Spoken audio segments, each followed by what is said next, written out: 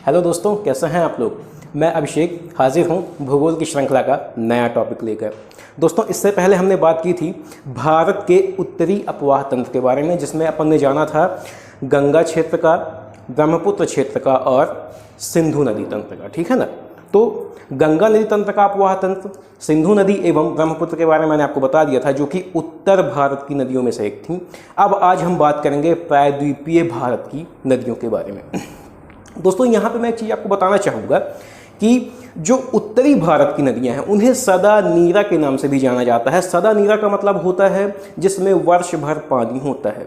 दोस्तों, आप सोचेंगे कि गर्मी के समय में तो नदियाँ अधिकांशतः सूख जाती हैं, तो इन नदियों में पानी कैसे होता है।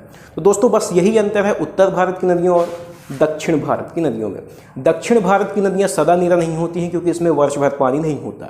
जब बरसात होती है, वर्षा होती है, उस वक्त पानी इसमें होता है, लेकिन गर्मी के समय में सूख जाती हैं। लेकिन उत्तर भारत की नदियों में ऐसा प्रावधान नहीं है।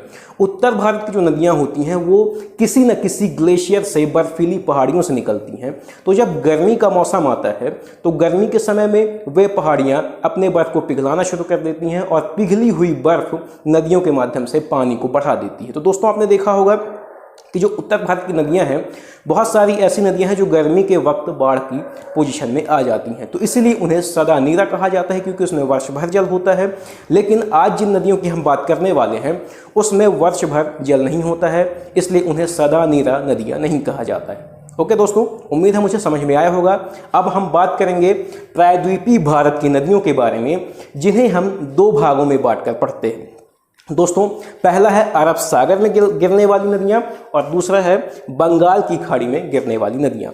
आज हम बात करेंगे बंगाल की खाड़ी में गिरने वाली नदियों की। दोस्तों, यहाँ पे एक चीज़ और आप समझिएगा, एग्जाम में कई बार पूछ लेता है कि अरब सागर में गिरने वाली नदियां एस्चुरी बनाती हैं या डेल्टा बनाती हैं। इसको आपको हमेशा याद रखना है। तो याद रखिएगा दोस्तों, जब भी नदियां अरब सागर में गिरेंगी तो वो एस्चुरी का निर्माण करेंगी, और जब बंगाल की खाड़ी में गिरेंगी तो वो डेल्टा का निर्माण करती हैं। अब दोस्तों, आपके मन में प्रश्न आ रहा होगा कि ये एस्चुरी और डेल्टा क्या कहलाता है। तो दोस्तों, इमेजिन करिए कि अगर ऊंचाई से कोई पानी की एक तेज धारा गिर रही हो और नीचे चट्टान हो, तो उस चट्टान को एक समय के बाद वह पानी काट कर एक बड़ा सा छिद्र या छेद बना देता है। तो जहाँ पे विशाल नदियाँ होती हैं वहाँ पे जब एक ऊंचाई से पानी गिरता है नदियों का, तो धरा पर स्थित चट्टानों को वह काट देता है और एक बड़ा सा छेद बना देता है, जिसे हम एस्चुरी के नाम से जानते हैं। तो दोस्तों, वहीं डेल्टा उस क्षेत्र को कहते हैं जहाँ पे पानी या नदियों का जल मैदानी भागों में प्रवेश करके अपने साथ मिट्टी और बालू ले जाकर एकत्रित कर देता है। वह क्षेत्र हम डेल्टा को या डेल्टा क्षेत्र कहते हैं। जैसे गंगा ब्रह्मपुत्र का डेल्टा बहुत विस्तृत क्षेत्र है, विश्व में सबसे बड़ा डेल्टा है। तो वह अपने साथ समस्त मिट्टी, धूल के कंकड़ों को ले जाकर मैदानों में एकत्रित कर देता है और वहां पर जल विभिन्न क्यारियों में, धाराओं में विभक्त हो जाता है, जिसे हम डेल्टा के नाम से जानते हैं। ओके दोस्तों, उम्मीद है आपको यह भी समझ में आया होगा। अब हम बात करेंगे प्रायद्वीपीय भारत की बंगाल की खाड़ी में गिरने वाली नदियों की। तो दोस्तों, इस मैप के माध्यम से मैं आपको समझाने की कोशिश करूंगा, लेकिन मैं सबसे पहले आपको बताऊं, एग्जाम के ट्रेंड थोड़ा सा बदलने लगे हैं। क्वेश्चन डायरेक्ट ना पूछ के इनडायरेक्टली पूछना शुरू कर दिया है। तो यहां पे एक बहुत बेहतर क्वेश्चन बन सकता है कि उत्तर से दक्षिण क्रम में नदियों को लगाने का मतलब नदियों को लगाएं। जैसे अगर मान लीजिए उत्तर में कौन सी नदी है जो कि बंगाल की खाड़ी में जाती है, तो उत्तर से दक्षिण का क्रम आपसे पूछ सकता है। तो सबसे पहले मैं उत्तर से दक्षिण का क्रम बताऊंगा, उसके बाद एक एक नदी की विशेषता बताते हैं, उनका उद्गम और कहां जाकर मिल जाती है वो आपको बताऊंगा। दोस्तों, ये आपको याद रखना है कि जितनी भी बंगाल की खाड़ी में गिरने वाली नदियां हैं, आपको पता होना चाहिए वो सारी नदियां बंगाल की खाड़ी में ही जाकर मिल जाएंगी। तो दोस्तों, उनका उद्गम इंपॉर्टेंट है, महत्वपूर्ण है। उद्गम आप जानिए, बाकी समागम आप उनका बेहतर जानते हैं। आइए दोस्तों, सबसे पहले क्रम की बात करें। यदि क्रम देखा जाए तो देखिएगा, उत्तर में सबसे पहली नदी है आपकी हुगली नदी। दोस्तों, हुगली नदी से आपको याद आ रहा होगा कि यह कोई नदी नहीं बल्कि गंगा की एक धारा है, जो कि पश्चिम बंगाल में दो धारा में विभक्त हो जाती है। एक धारा पश्चिम बंगाल में होते हुए हुगली नदी के नाम से बहती है और बंगाल की खाड़ी मिल जाती है, जहां पे गंगा सागर द्वीप स्थित है, जो कि हुगली नदी में है। उसके बाद दोस्तों, अब यहाँ पे बात करेंगे दामोदर नदी की। दामोदर नदी दोस्तों इसकी सहायक नदी है, इसको आगे हम देखेंगे। अब अगर हुगली की बात की जाए तो हुगली के बाद देखिएगा इसके जस्ट दक्षिण में मैं उत्तर से दक्षिण क्रम नदियों को बताऊंगा, ध्यान से समझिएगा। सबसे पहले हुगली नदी, हुगली के बाद दोस्तों आपको याद रखना है स्वर्णरेखा नदी है, स्वर्णरेखा नदी के बाद बैतरानी नदी है, इसको बैतरणी या बैतरानी नदी भी कहा जाता है। बैतरानी के बाद दक्षिण क्रम में ब्राह्मणी नदी, ब्राह्मणी नदी के पश्चात महानदी, महानदी दोस्तों आपने नाम सुना होगा, जानते होंगे, इसके बारे में भी हम डिस्कस करेंगे। महानदी के बाद दोस्तों रसीकुलिया नदी, भितरकनिका अभ्यारण्य रसीकुलिया नदी के किनारे ही स्थित है दोस्तों, याद रखिएगा। इसके बाद गोदावरी नदी, गोदावरी नदी के बाद दोस्तों कृष्णा नदी, कृष्णा नदी के बाद पेन्नार नदी, पेन्नार नदी के बाद कावेरी एंड कावेरी के बाद वेगई नदी और अंत में है ताम्रपानी नदी जो कि तमिलनाडु राज्य से निकलती है। तो दोस्तों ये उत्तर से दक्षिण क्रम है नदियों का, इसको आपको बेहतर तरीके से याद कर लेना है ताकि एग्जाम में उत्तर से दक्षिणी या दक्षिण से उत्तर क्रम लगाने को आए तो आप इसमें किसी भी प्रकार से कंफ्यूज ना हो और इसे बेहतर तरीके से कर सकें। और ये किसी भी एग्जाम में पूछ सकता है दोस्तों, तो इसलिए इसे विधिवत तरीके से याद रखिएगा। अब दोस्तों एक एक नदी की बात करते हैं, इनकी कुछ विशेषताओं के बारे में जानते हैं। दोस्तों मैंने हुगली नदी को पहले ही बता दिया है कि यह गंगा की एक सहायक धारा है जो कि अलग हो जाती है और पश्चिम बंगाल में होते हुए बंगाल की खाड़ी में मिल जाती है। इसकी सहायक नदी काफी महत्वपूर्ण दामोदर नदी है। दोस्तों आज का क्वेश्चन है कि दामोदर नदी को कहाँ का शोक कहा जाता है, ठीक है ना, इसको आपको कमेंट बॉक्स में बताना है। तो दामोदर किसकी सहायक है, हुगली नदी की सहायक नदी है।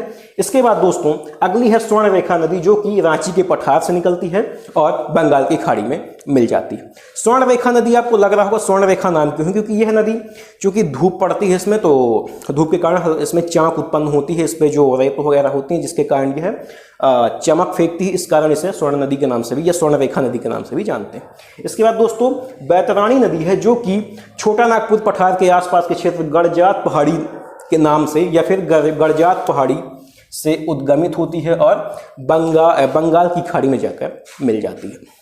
अब दोस्तों इसके बाद बात करेंगे ब्राह्मणी नदी की। यह कुल 420 किलोमीटर बहती है जिसका उद्गम कहां से होता है, छोटा नागपुर के पठार से होता है। इसके बाद दोस्तों रसीकुलिया नदी, मैंने अभी आपको बताया रसीकुलिया नदी जो कि छोटी नदी है लेकिन उत्तर से दक्षिण क्रम में यह पहुंच सकता है, इसलिए मैंने इसको आपको यहाँ पे बता दिया है। और इसी के पास भितरकनिका अभ्यारण्य स्थित है, इसे दोस्तों आपको याद रखना है। अब दोस्तों आगे देखिएगा गोदावरी नदी। चूंकि ये नदियां बड़ी नदी है इसलिए इसको मैंने अलग से यहाँ पे समझाने का प्रयास किया है, एक अलग से डायग्राम बना दिया है ताकि आपको इसकी सहायक नदियों के बारे में आसानी से समझ में आ सके। दोस्तों सबसे पहले जानिए कि गोदावरी नदी को दक्षिण भारत की बूढ़ी गंगा के नाम से भी जाना जाता है। हमेशा दोस्तों यहाँ पे कंफ्यूजन होता है लोगों को कि दक्षिण भारत की गंगा और दक्षिण भारत की बूढ़ी गंगा किसे कहते हैं। तो याद रखिएगा गोदावरी को बूढ़ी गंगा के नाम से जानते हैं, तो वहीं आने वाली अगली नदी कावेरी नदी को हम दक्षिण भारत की गंगा के नाम से जानते हैं। ओके दोस्तों, इसे अच्छे से याद रखिएगा, कंफ्यूज मत होइएगा। बूढ़ी गंगा गोदावरी है, दक्षिण भारत की गंगा कावेरी नदी है। तो आइए दोस्तों अब बात करते हैं गोदावरी नदी। सबसे पहले दोस्तों मैंने यहाँ पे थोड़ा सा ध्यान दीजिएगा, मैं महानदी के बारे में आपको बताना भूल गया हूँ, महानदी के बारे में बता दूं फिर मैं गोदावरी के बारे में बताता हूँ।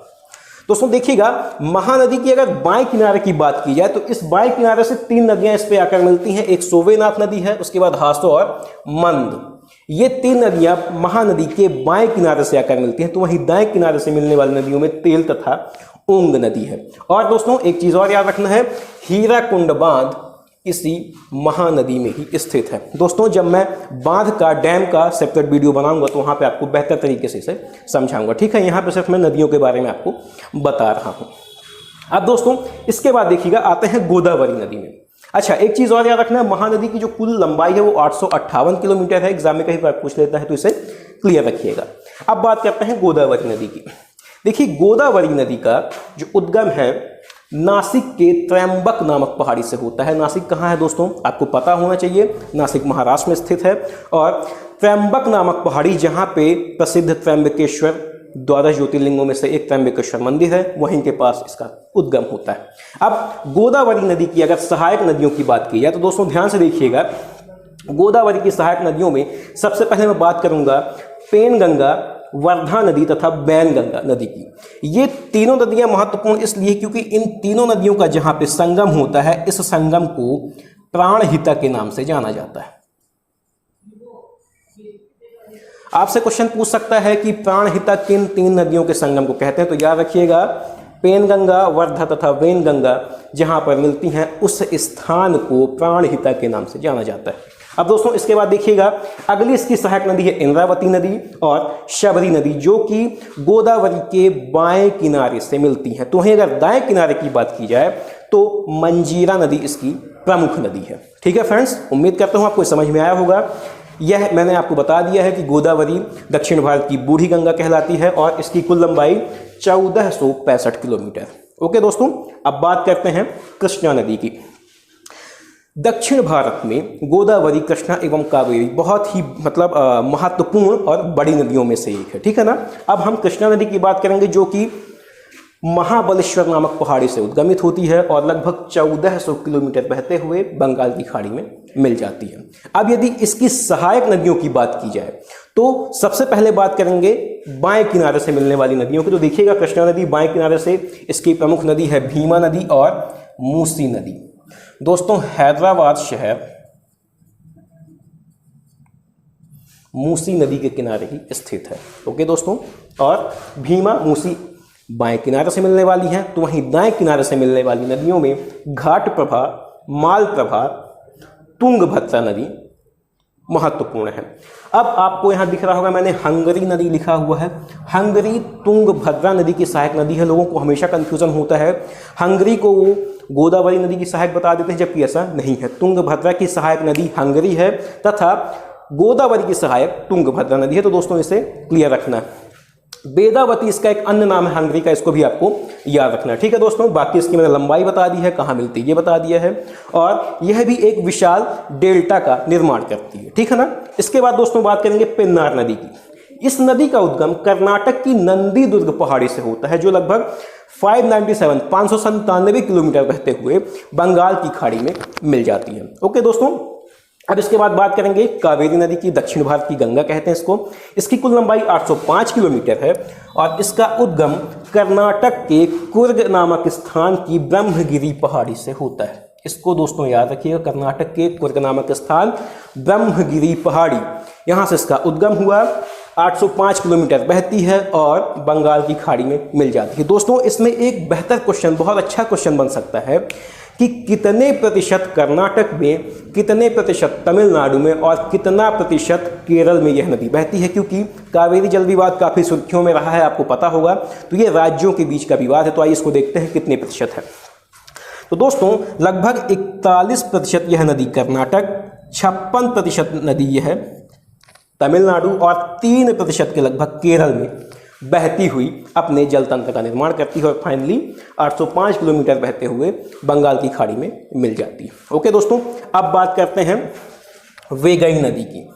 दोस्तों वेगई नदी तमिलनाडु के वर्षा नद नामक स्थान से निकलती है और बंगाल की खाड़ी में मिल जाती है। दोस्तों इस नदी का मुख्य पॉइंट यह है कि मदुरई नामक शहर वेगई नदी में ही स्थित है।